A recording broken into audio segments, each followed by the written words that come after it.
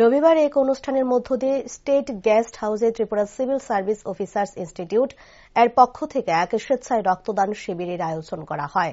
সেখানে ছিলেন মুখ্যমন্ত্রী প্রফেসর ড মানিক সাহা, রাজ্য পুলিশের মহানির্দেশক Amitabh Ranjan, chief secretary J K Sinha, পশ্চিম ত্রিপুরা জেলাশাসক ড বিশাল কুমার সহ দপ্তরের আধিকারিকগণ। এই রক্তদান শিবিরে মোট ৬০ জন রক্তদাতা স্বেচ্ছায় রক্ত দিয়েছে। অনুষ্ঠানে বক্তব্য রাখতে গিয়ে মুখ্যমন্ত্রী প্রফেসর ড মানিক সাহা বলেন, ত্রিপুরাতে অনেক ধরনের দান হয়, তবে সবথেকে বড় দান যেটা হলো সেটা রক্তদান। আর তার উপর আর কোনো দান নেই ত্রিপুরাতে। তাছাড়া বেশিরভাগ দেখা যায় বি পজিটিভ রক্তের গ্রুপ বেশি পরিমাণে রয়েছে। সাধারণত আমরা জানি রক্তের গ্রুপ 4টে, তবে বিশেষভাবে পরীক্ষা করলে দেখা যায় তার মধ্যে রয়েছে 8টি গ্রুপ। তার মধ্যে নেগেটিভ রক্ত রয়েছে 50%। এরকম রক্তের আরও বিভিন্ন বিষয় তুলে ধরে মুখ্যমন্ত্রী প্রফেসর ড মানিক সাহা। কথা বলবো, আপনারা সবাই জানেন blood is very important for us.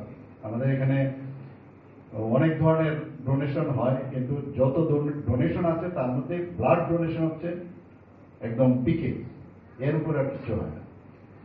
এখানে আমি যখনই যাই জিজ্ঞেস করলাম যে কার কি গ্রুপ, তো বেশিরভাগ জায়গায় বি পজিটিভ ব্লাড সবচেয়ে বেশি,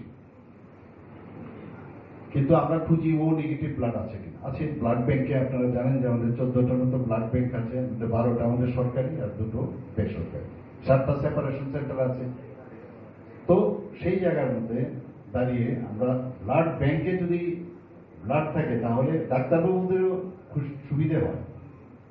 8 রকমের ব্লাড গ্রুপ আছে, আমরা ভাবি 4 গ্রুপ, কিন্তু যখনই আপনি 4 গ্রুপের মধ্যে RH নেগেটিভ লাগাবেন তাহলে 8 গ্রুপ হয়ে যাবে। তো সেখানে নেগেটিভ ব্লাড টোটাল যে আমাদের পপুলেশন তার মধ্যে মাত্র 15%, এবং 1% কত ব্লাড দরকার একটা ব্লাড ব্যাংকে, 1% অফ দ্য পপুলেশন। অর্থাৎ এখানে যদি 40 লাখ পপুলেশন হয়, আমাদের 40,000 মিনিমাম 40,000 ইউনিট আমাদের ব্লাড ব্যাংকে থাকা দরকার। এই যে সমতা, ব্যালেন্সও রাখতে হবে। এখানে যারা আমরা সবাই জানি যে পুরুষদের পার কেজি যদি